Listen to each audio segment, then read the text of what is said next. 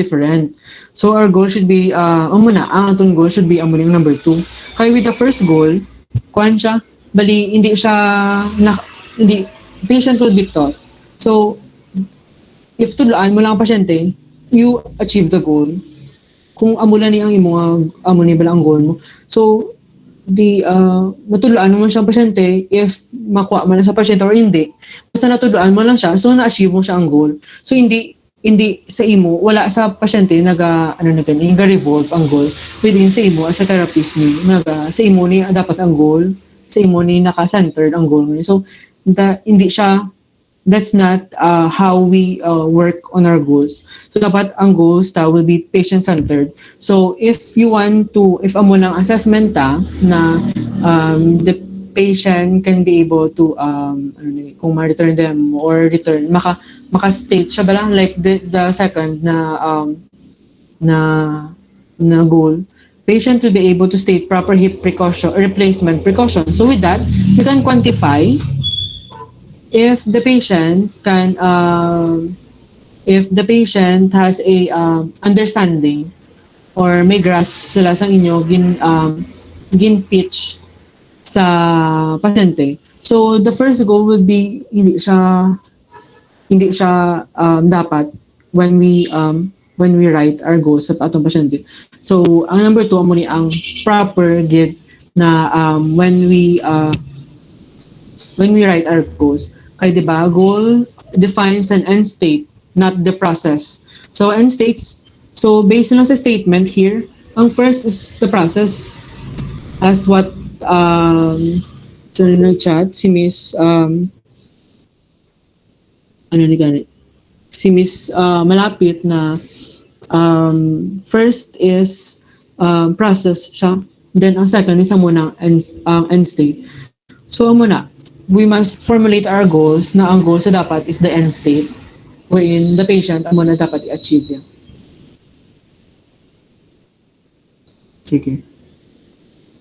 Sige, next. How about sa last 2? 5.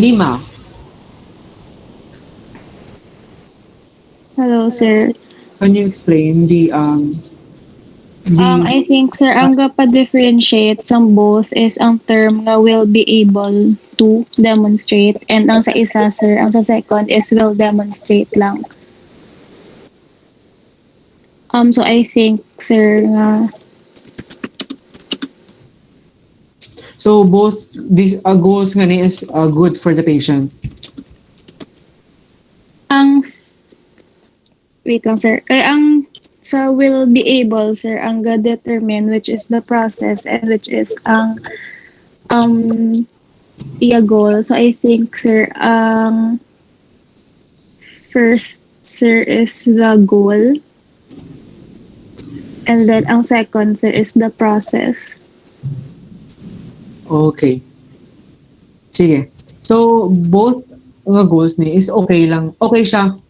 So there's no problem. Just ang difference nila is the patient will be able to demonstrate while the patient will demonstrate. So using able as in these statements is a truly excellent way to ensure that the goal is defining an end state. But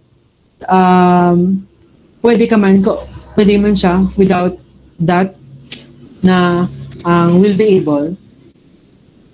For example, if you write the goal na patient will demonstrate, so the same lang man sila. It's just the use of words lang. So wala man siya problem. Ang thought is the patient will demonstrate proper hip replacement precautions during bed mobility, seating, and transfer task. So with that, you can easily quantify man if naubra sa pasyente or if the patient has a proper understanding of your gintulo sa iya na hip precautions. So your usually sa rehab, syempre para clear man siya, we usually use patient will be able to so do ka clear man siya, but even though wala able, it's just the same lang man. So,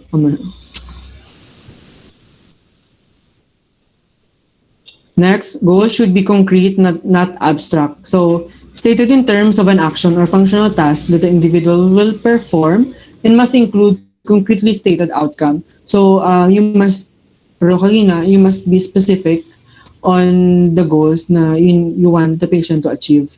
So, example, patient to reach to pick a cup. So, that is example of your long-term goal. So, with that, you need to kay specific siya. So specific siya na the patient will be able to reach the or to pick up the cup.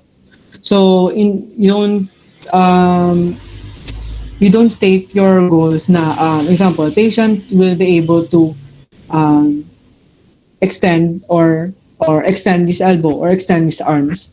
So with that it's just um, first is hindi mo siya quantify if amo na. And second is hindi siya concrete na do wala ka bala cert do hindi siya functional na goal sa pasyente. So you need to be concrete man with your goal. Next is well-written goals are measurable and testable. So just like what I've said kagina, dapat measurable siya. Measurement or testing procedure is explicit. So dapat obvious sa pasyente if or must be obvious mas sa imo or para kabalo ko ano imo gamiton na procedure in assessing the patient. So here, patient will be able to sit unsupported on the edge of mat table for up to 1 minute. So the measure here is the up to 1 minute. So dapat you have the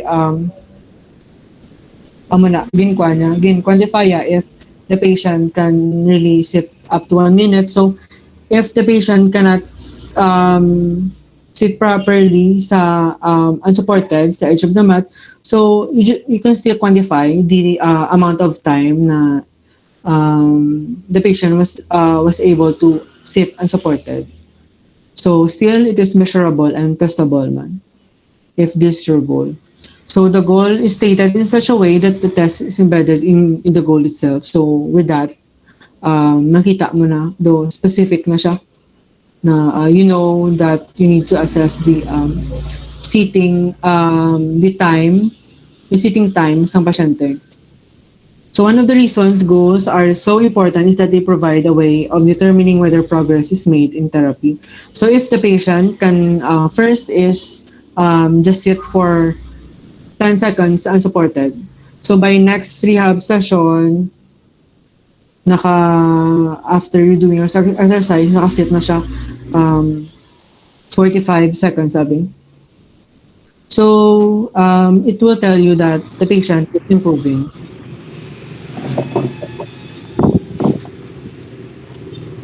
Question?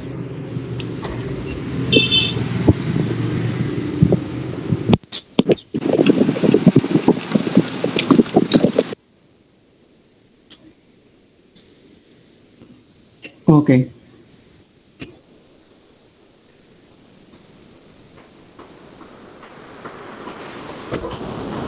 Until that na at a certain amount of or certain rehab session na maabot yun na ang 1 minute. So that means that na achieve yun na ang ang imo na goal. Next is goals are determined in collaboration with the patient and the patient's family or caregivers. So when the patients are aware of the specific aspects of a goal, they often are more dedicated to achieving the goal. So para clear man sa ila on what they need to do para ma-achieve ang certain goals, ang goal nga na. So we need to collaborate get with our patient and the family and the caregivers. So patient-centered goals are being central to goal writing. This emphasizes that goals are focused on what is important and meaningful to the patient. So with that, dapat you need to ask it kung ano ang goals ng pasyente. ang subong, it's not that important kung ano ang makita mo na, even though important man siya, but mas important gid ang goal niya. So do hindi ko siya that important na subong ang di um, ano ni kan di makita mo na bala na impairment sa pasyente because example, if you have a patient na chronic stroke na, so if rapport sa pasyente is good, so na-educate ng pasyente na after a certain amount of time, after 6 months, the improvement will be minimal to no improvement. So minimal na improvement up to 1 year, but beyond that, it would be a very difficult na ano ni gani, to improve the patient. So with that, you must ask the patient kung ano ang goal niya.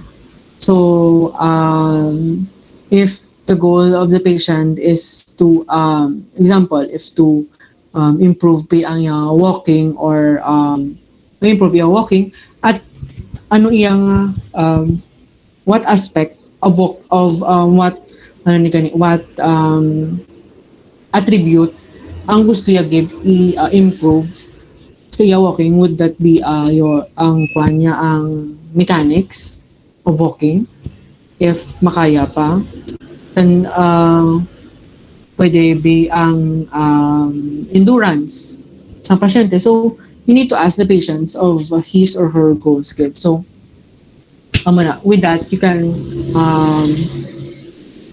analyze if that goal is realistic for the patient. So hindi mo man pag pasahon ng patient if you know in yourself that that goal is not achievable sa pasyente. So you need to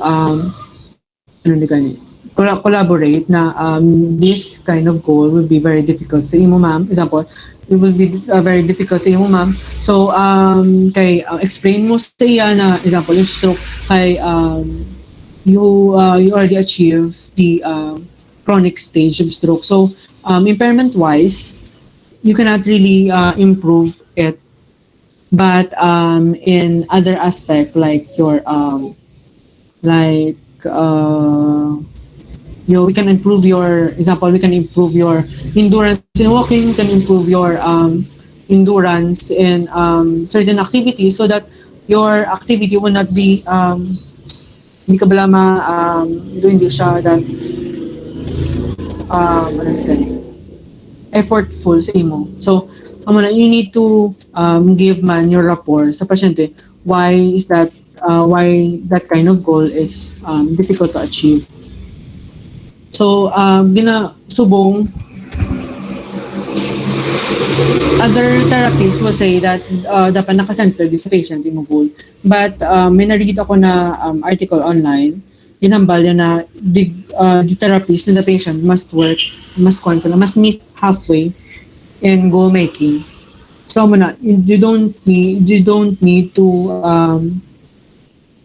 achieve man kung ano man ang unrealistic na goal sa pasyente, but you need to work halfway man. So dira na masulod ang rapport mo sa pasyente.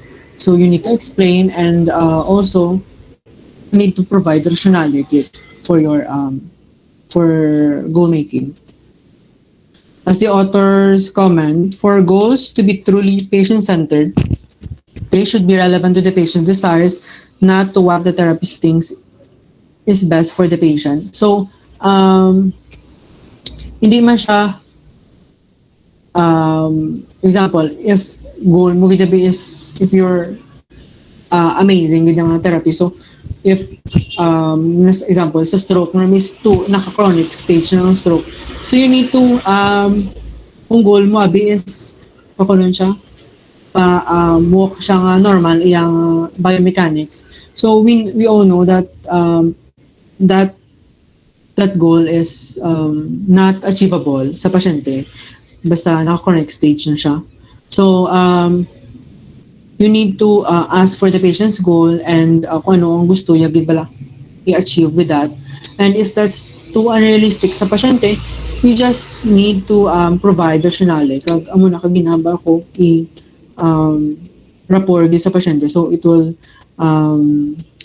It will make your treatment or rehabilitation process much easier if you communicate well with the patient.